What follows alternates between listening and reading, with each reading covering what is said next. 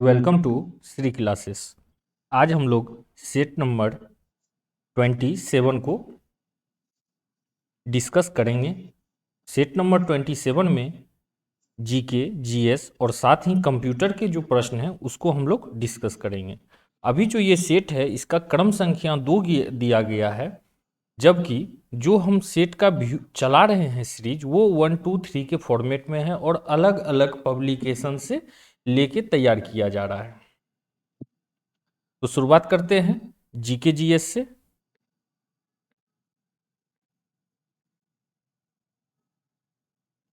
तो यहाँ पे जीके जीएस जो है general knowledge and current affairs, ये 41 से स्टार्ट हुआ है। तो क्वेश्चन नंबर फर्स्ट, राजकोषीय उत्तरदायित्व और बजट प्रबंधन अधिनियम FRBMA वर्ष डैश में पेश किया गया था। Option A 2004, option B 2007, option C 2003 और ऑप्शन डी 2002। तो यह जो है FRBMA, यह योजना शुरू किया गया था, प्रबंधन अधिनियम शुरू किया गया था वर्ष 2003 में। नेक्स्ट देखते हैं हम लोग, अर्थशास्त्र के संदर्भ में SLR का पूर्ण रूप क्या है? Option A stock liquidity ratio, option B realization liquidity ratio, option C state liquidity ratio और option D statutory liquidity ratio. तो यहां पे हो जाएगा option D statutory liquidity ratio. तो ये जो है SLR का फुल फॉर्म है। साथ में हम लोग एक और जान जाएंगे CRR। इसका अर्थ होता है कैश रिजर्व रेशियो। जो स्टूडेंट बैंकिंग का तैयारी कर रहे हैं वो ये दो पॉइंट को जरूर पढ़े होंगे, CRR और SLR। नेक्स्ट हम लोग देखते हैं, निम्नलिखित में से कौन सा राष्ट्रीय उद्यान भारत में नहीं है? ऑप्शन ए अंसी राष्ट्रीय उद्यान, ऑप्शन बी संदूर राष्ट्रीय उद्यान, ऑप्शन सी दचिगम राष्ट्रीय उद्यान और ऑप्शन डी बालपकम राष्ट्रीय उद्यान। तो यहां पे जो है ऑप्शन बी हो जाएगा संदूर राष्ट्रीय उद्यान। यह कहां है? तो यह राष्ट्रीय उद्यान पाकिस्तान के खैबर दर्रा में स्थित है। पाकिस्तान में यह स्थित है। और शेष जो देख रहे हैं, जैसे ऑप्शन ए में है अंसी राष्ट्रीय उद्यान, तो अंसी राष्ट्रीय उद्यान कहां पे है? तो यह है कर्नाटक में। दाचिगम राष्ट्रीय उद्यान यह कहां है? तो जम्मू कश्मीर में। और बाल पखम राष्ट्रीय उद्यान कहां पे है? तो यह है मेघालय में। साथ में एक क्वेश्चन यहां से यह भी बनता है कि भारत में कुल कितने राष्ट्रीय उद्यान है? तो वर्तमान में 106 राष्ट्रीय उद्यान है। यह जो आंकड़ा हम आपको बता रहे हैं यह 2021 के अनुसार से, अगस्त 2021 तक का ही जानकारी के अनुसार से बता रहे हैं कि 106 की संख्या है राष्ट्रीय उद्यान का भारत में। नेक्स्ट देखते हैं हम लोग, हरिपुरा, जहां भारतीय राष्ट्रीय कांग्रेस का वार्षिक अधिवेशन 1938 में सुभाष चंद्र बोस की अध्यक्षता में हुआ था, वह निम्नांकित राज्य में स्थित है। Option A Gujarat, option B Madhya Pradesh, option C Maharashtra और ऑप्शन डी राजस्थान। तो यह कहां पे है? तो हरिपुरा, यह जो हुआ था हरिपुरा, यहां यह गुजरात राज्य में स्थित है। और यह कौन सा अधिवेशन था? तो यह था 52वां अधिवेशन। साथ ही एक बात और हम लोग जान जाएंगे कि 52वां अधिवेशन के अध्यक्ष सुभाष चंद्र बोस तो थे ही, साथ ही यह 53वां कांग्रेस अधिवेशन के भी अध्यक्ष थे।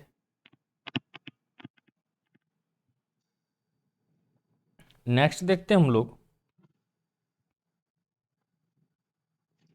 सर टॉमस मुनरो भू राजस्व बंदोबस्त से संबंध है।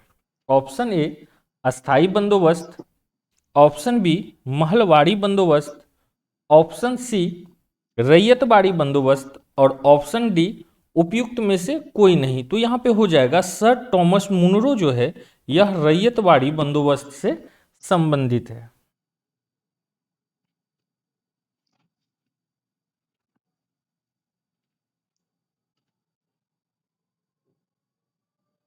नेक्स्ट देखते हैं हम लोग, बुद्ध की मृत्यु के पश्चात प्रथम बौद्ध समिति की अध्यक्षता की गई। ऑप्शन ए महाकश्यप द्वारा, ऑप्शन बी धर्मसेन द्वारा, ऑप्शन सी अजातशत्रु द्वारा और ऑप्शन डी नागसेन द्वारा। तो प्रथम बौद्ध समिति जो था इसके जो अध्यक्षता किए थे यह किए थे महाकश्यप। और प्रथम बौद्ध संगीति किसके शासनकाल में हुआ था? तो यह हुआ था अजातशत्रु के शासन काल में। किस जगह पे हुआ था? तो राजगिरी में हुआ था।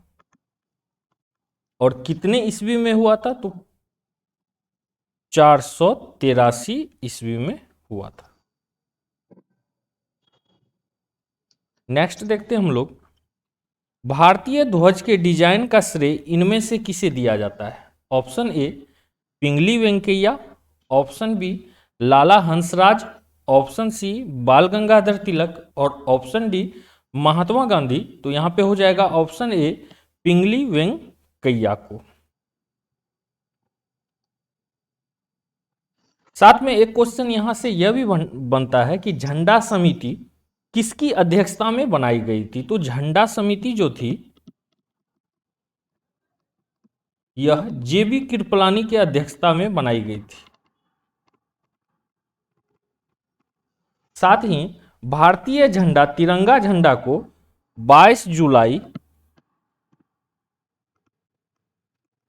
1947 को संविधान सभा द्वारा स्वीकार किया गया था। कब किया गया था? तो 22 जुलाई 1947 ईस्वी को। आप इसको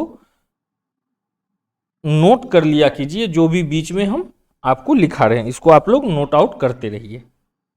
नेक्स्ट देखते हैं, स्वतंत्र भारत में मुद्रा का अवमूल्यन प्रथम बार किस वर्ष किया गया? ऑप्शन ए 1949 ईस्वी, ऑप्शन बी 1966 ईस्वी, ऑप्शन सी 1969 ईस्वी और ऑप्शन डी 1975 ईस्वी। तो प्रथम बार जो किया गया था यह किया गया था 1949 ईस्वी में।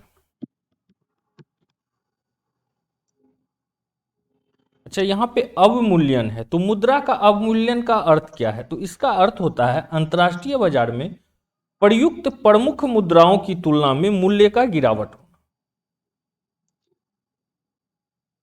ठीक है, नेक्स्ट देखते हैं हम लोग, भी आकार की घाटी का निर्माण किसके द्वारा होता है? ऑप्शन ए युवा नदी, ऑप्शन बी पोढ़ नदी, ऑप्शन सी वृद्ध नदी और ऑप्शन डी इन सभी के द्वारा। तो यहां पे हो जाएगा जो भी आकार की घाटी का निर्माण होता है यह होता है युवा नदी के द्वारा।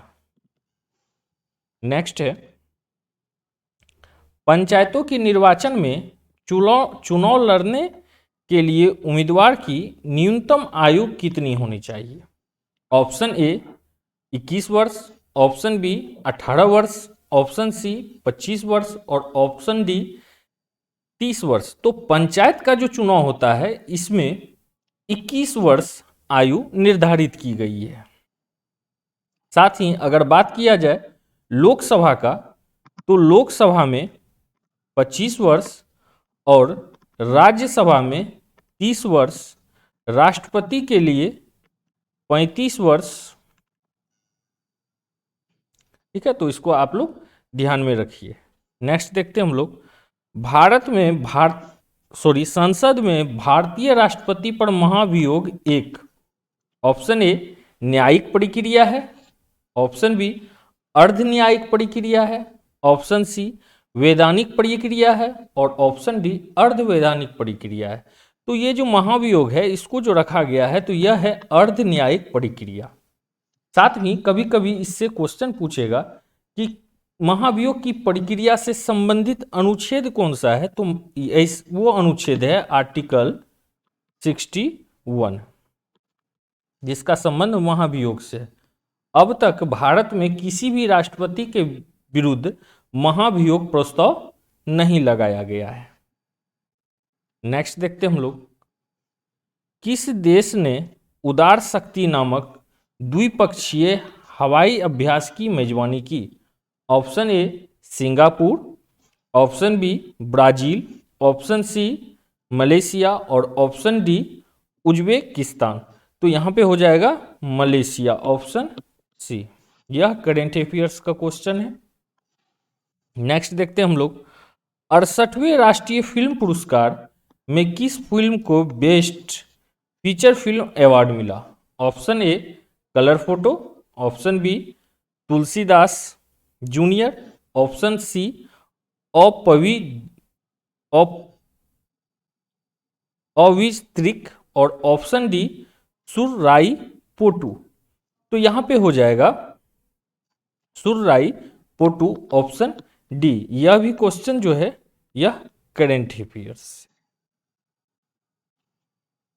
नेक्स्ट देखते हैं हम लोग, निजी संपत्ति को सार्वजनिक प्रयोग के लिए कब्जे में लेने को अदालती भाषा में क्या कहा जाता है? Option A confiscate, option B constant, option C consideration और ऑप्शन डी कन्वर्सन। तो यहां पे हो जाएगा ऑप्शन कंसिसकेट। इसका अर्थ होता है कि निजी संपत्ति को सार्वजनिक प्रयोग के लिए कब्जे में लेने की अदालत भाषा में यह बोला जाता है। नेक्स्ट देखते हैं हम लोग,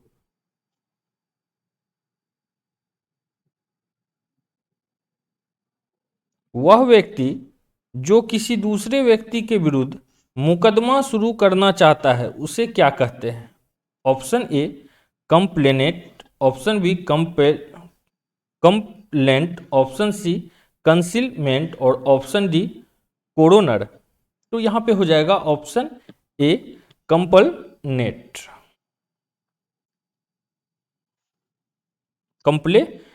ठीक है। नेक्स्ट देखते हैं हम लोग, चूना क्लोरीन के साथ अभिक्रिया करके क्या बनाता है? Option A baking powder, option B plaster of Paris, option C bleaching powder और ऑप्शन डी धुआं सोडा। तो यहां पे हो जाएगा ऑप्शन सी ब्लीचिंग पाउडर, ठीक है। और साथ ही हम लोग जान जाएंगे कि कभी कभी पूछा जाता है ब्लीचिंग पाउडर का अणुसूत्र। तो ब्लीचिंग पाउडर का अणुसूत्र होता है CaOCl2। नेक्स्ट देखते हैं हम लोग,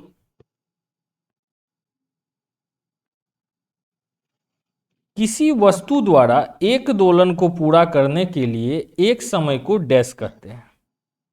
option A amplitude, option B आवर्तकाल, ऑप्शन सी विस्थापन और ऑप्शन डी आवर्ती। तो इसको बोला जाता है आवर्तकाल, ऑप्शन बी। और साथ ही एक चीज और भी जान लेंगे हम लोग, आवर्ती का एसआई मात्रक हर्ट्ज होता है। नेक्स्ट देखते हैं हम लोग, इनमें से कौन सा पुरुषों में पाया जाता है? ऑप्शन ए 2x गुणसूत्र, ऑप्शन बी x गुणसूत्र, ऑप्शन सी XX गुणसूत्र और ऑप्शन डी Y गुणसूत्र। तो यहां पे जो है जो पुरुष में पाया जाता है वो होता है Y गुणसूत्र। नेक्स्ट देखते हैं हम लोग, इथेनॉल का सूत्र है option A CH5OH, option B CH3CH2OH2, option C C2H6OH और ऑप्शन डी C2H5OH। तो यहां पे हो जाएगा ऑप्शन डी C2H5OH। यह किसका सूत्र होता है? तो इथेनॉल का। नेक्स्ट देखते हैं हम लोग, सघन माध्यम में प्रवेश करने पर प्रकाश की गति में परिवर्तन को कहा जाता है? ऑप्शन ए आपतन कोण, ऑप्शन बी अपवर्तक सूचकांक, ऑप्शन सी परिक्षेपण सूचकांक, ऑप्शन डी परावर्तक। तो यहाँ पर जो है बोला उसको सघन माध्यम से प्रवेश करने वाले प्रकाश की गति में परिवर्तन को अपवर्तक सूचकांक कहा जाता है। यहाँ पे जीके का सेक्टर समाप्त होता है, जीके जीएस का। अब हम लोग कंप्यूटर के प्रश्न को देखेंगे, तो स्टार्ट करते हैं।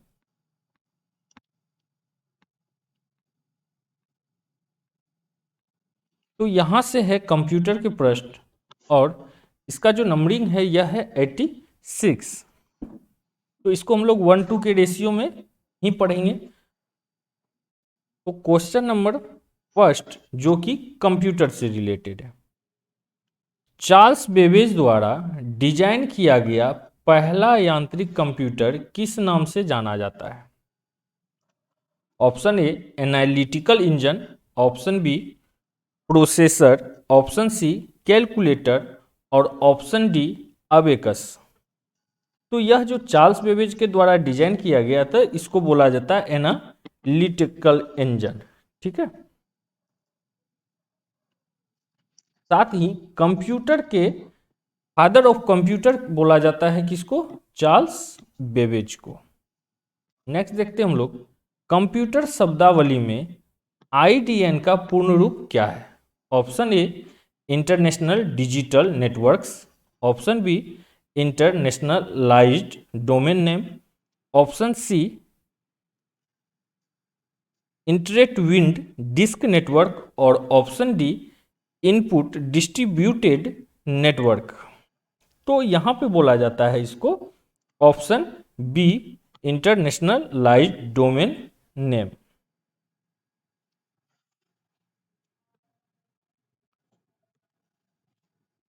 नेक्स्ट देखते हैं हम लोग, निम्नलिखित में से कौन ऑपरेटिंग सिस्टम नहीं है? Option A Windows, option B Linux, option C Oracle और ऑप्शन डी डोस। तो यहां पे हो जाएगा ऑप्शन सी ओरेकल। नेक्स्ट है, निम्नलिखित में से कौन सा एक कंप्यूटर का आंतरिक हिस्सा नहीं है? Option A RAM, option B motherboard, option C video card और ऑप्शन डी फ्लैश ड्राइव। तो यहां पे हो जाएगा option D flash drive.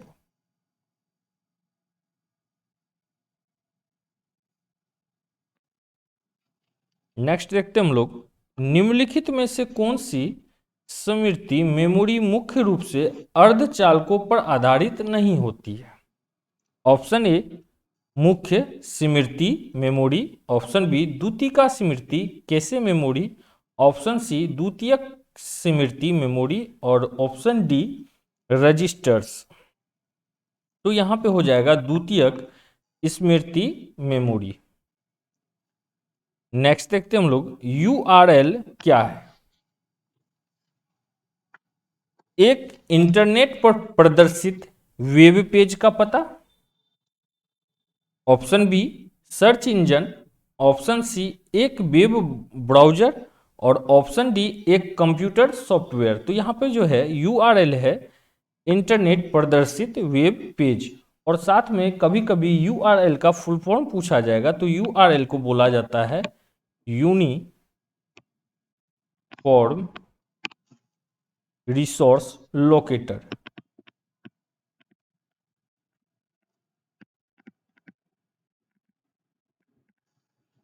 Next देखते हैं हम लोग, CTRL+V को प्रेस करने पर क्या होता है?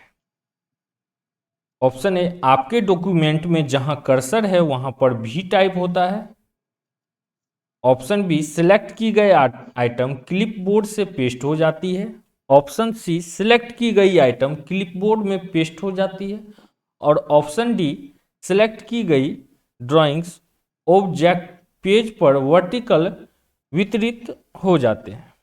तो यहां पे हो जाएगा ऑप्शन बी सिलेक्ट की गई आइटम क्लिपबोर्ड से पेस्ट हो जाती है।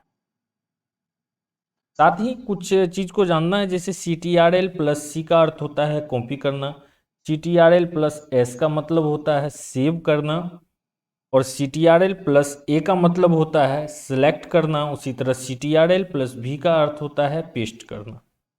ठीक है, नेक्स्ट हम लोग देखते हैं, इनमें से किस इनपुट डिवाइस का उपयोग व्यापक रूप से योग्यता परीक्षण जैसे परीक्षणों में किया जाता है?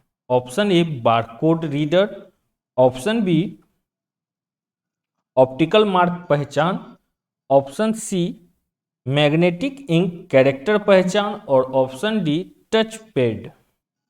तो यहां पे हो जाएगा ऑप्टिकल मार्क पहचान। नेक्स्ट देखते हैं हम लोग, निम्नलिखित में से इनपुट डिवाइस कौन सा है? Option A monitor, option B printer, option C floppy disk, और ऑप्शन डी जॉयस्टिक। तो यहां पे हो जाएगा ऑप्शन डी जॉयस्टिक।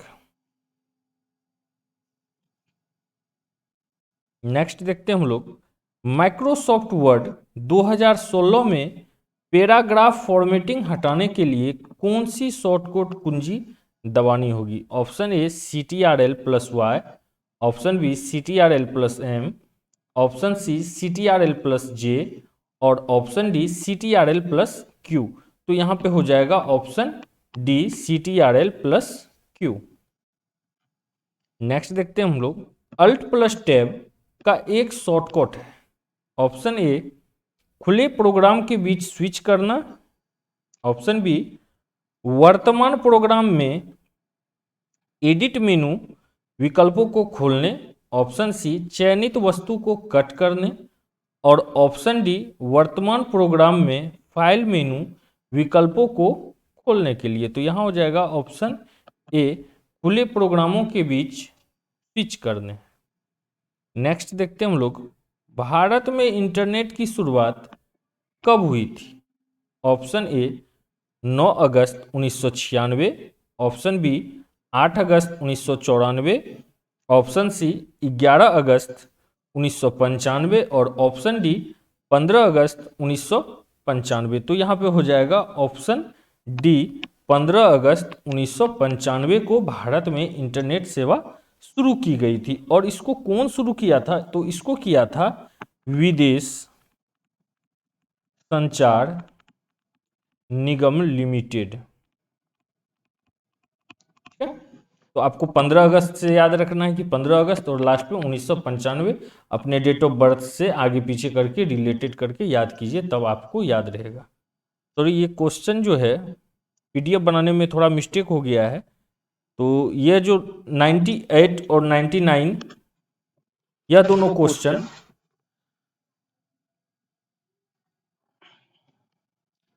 अलग डायरेक्शन में पुट आउट हो गया। तो कोई बात नहीं, हम लोग इसी तरह से इसको सॉल्व कर लेंगे।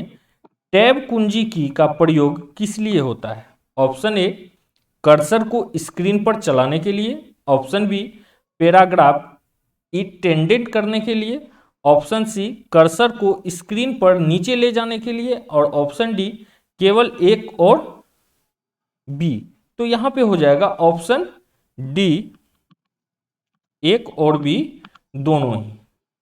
नेक्स्ट देखते हैं हम लोग, पहला व्यावसायिक वायरस का निम्न में से क्या नाम है? ए अप्रैल वायरस, बी ब्रेन वायरस, सी मार्च वायरस, और डी डेथ वायरस। तो यहां पे पहला जो वायरस था इसका नाम था ब्रेन वायरस।